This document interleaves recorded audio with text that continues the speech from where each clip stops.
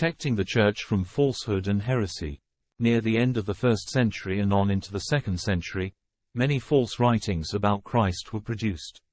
Some of these were the so-called apocryphal writings, not to be confused with the Old Testament Apocrypha, or pseudepigrapha, see Volume 1 on Scripture. These writings, each one usually bearing the name of an apostle or another prominent New Testament figure in an attempt to give it more authority, introduced into Christian circles many fanciful, legendary stories about the childhood of Christ, the life of the Virgin Mary, and the activities of the apostles. Together with the pseudepigrapha, there also appeared the false teachings of Gnosticism, a group of related heresies which sought to transform Christianity into a kind of spiritualistic, dualistic, and intellectualistic philosophy, see Scripture.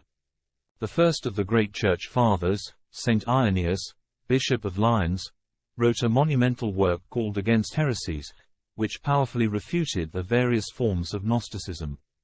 In this work, Saint Irenaeus emphasized three crucial ways by which to distinguish heretical groups from true Christian churches. First, all the true churches, no matter where they are located, hold the same basic doctrines, known together as the rule of faith. In contrast, the various Gnostic groups disagree among themselves in their beliefs.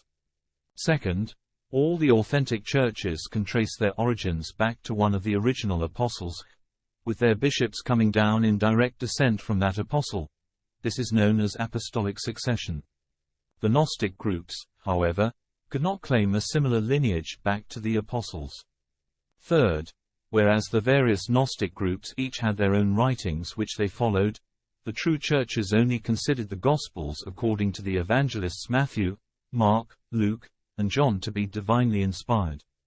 Saint Irenaeus's strong affirmation of these four Gospels helped to solidify the first crucial step in the very long and tremendously important process by which the organized Church selected the 27 books which would eventually comprise the New Testament scriptures. In this canonization process, the Church had to determine which of the many writings circulating among the various Christian communities were to be accepted as scripture, and which ones were to be rejected. The canonization process was not completed until the end of the 4th century.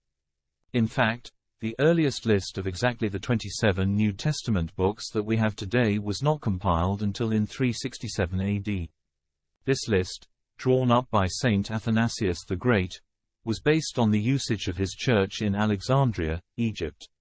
Another dangerous threat to the stability and integrity of the Church in the 2nd century arose in about the year 160 in Central Asia Minor, the sect known as Montanism.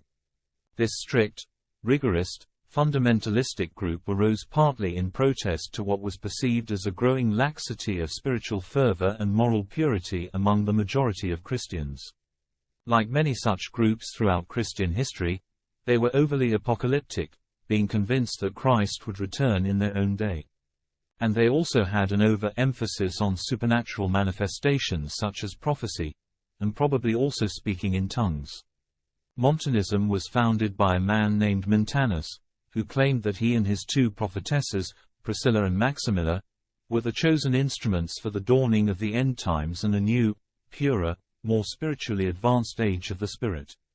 However, they prophesied in a strange, frenzied way, contrary to St. Paul's injunctions in 1 Corinthians chapter 14 verses 32, 33 and 40.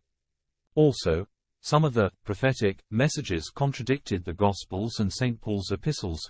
For instance, they forbade fleeing from persecution, violating Christ's words in Matthew chapter 24 verse 16, and they strictly prohibited second marriages, superseding St. Paul's words in 1 Corinthians chapter 7 verse 9 and 1 Timothy chapter 5 verse 14. For these reasons, and also because of the movement's judgmentalism and divisiveness, the Church condemned Montanism in several local councils in Asia Minor by the year 200. If you enjoyed this talk, consider subscribing to this channel and click on the notification bell, then you will know when new content is added to this playlist. Thank you for listening, and have a blessed day.